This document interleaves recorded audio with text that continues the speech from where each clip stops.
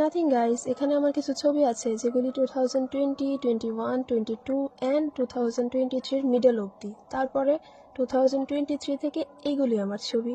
তো এখনও অবধি 2025 এসে পৌঁছেছি। ছবিগুলো কেন দিলাম সেটা পরে বলছি। তো আজকের ব্লগ শুরু করছি এখান থেকেই। আজকে আমি সবটা বাংলাতেই বলবো। তো ঘুম থেকে উঠলাম, উঠে তারপর পড়াশোনা করলাম, পড়াশোনা করে তারপর আজকে গ্যাস শেষ হয়ে গেছিলো, এজন্য রান্না বান্না সব স্টোভে হয়েছে। তারপর খেলাম, খেয়ে তারপর স্নান করলাম, স্নান করে তারপর পুজো দিলাম। পুজো দিতে দিতে ভগবানের সাথে আমার অনেক কিছু নিয়ে আলোচনা হয়। তো পুজো দেওয়ার পর আমার কিছু খাওয়া লাগে, তো সেটা নিয়েই আমি রোদে গিয়ে বসছিলাম।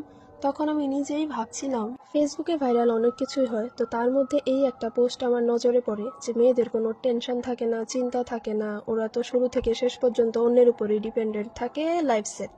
তো আমি ফার্স্টে আমার ছবিগুলো এজন্যই দিলাম যে প্রথমে যে ছবিগুলো ছিল তখন আমি ক্লাস 10, 11, 12, তারপর কলেজের ফার্স্ট ইয়ার মেবি।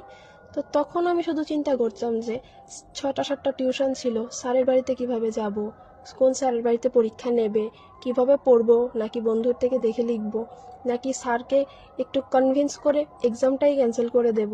ওইগুলো নিয়ে টেনশন থাকতো। স্কুল নিয়ে কোনো টেনশন থাকতো না, কারণ ভালো স্টুডেন্ট ছিলাম আর স্যারদের সাথে ম্যাডামদের সাথে একটু ব্রো কোডওয়ালা সিন ছিল, তো ওই জন্য টেনশন নিতে হতো না।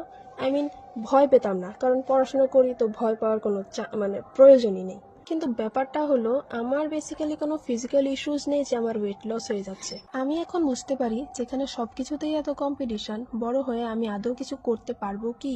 যদি না পারি, পারলেও আমি করবোটা কি? এভাবে আমার কাছে পাশের লোকেরা আমার কাছে থাকবে কি থাকবে না, মানুষ কিভাবে এক পাশ থেকে আরেক পাশ কাটিয়ে চলে যায়, অনেক চেনা মানুষ কিভাবে হারিয়ে যায়, এই কোশ্চেনগুলি অ্যাকচুয়ালি আমি আমার বাবার লাইফ অবজার্ভ করে পেয়েছি। এত পরিশ্রম করে, কিভাবে এত পরিশ্রম করে সবকিছু হ্যান্ডেল করে। তো ওইগুলো আমি অনবরত ভাবতে ভাবতে ভাবতে ভাবতে আমার চারপাশে সবাই এত কিছু করছে, সেখান থেকে আমি যদি কিছু না করতে পারি তাহলে আমার ফিউচারে কি হবে, কে দেখবে, আমার কিছু চাই তখন সেটা আমি কাকে বলবো, কোথা থেকে আনবো, যদি আমি না আনতে পারি, যদি আমাকে কেউ না দেয়, এরকম হাজারো লাখো প্রশ্ন।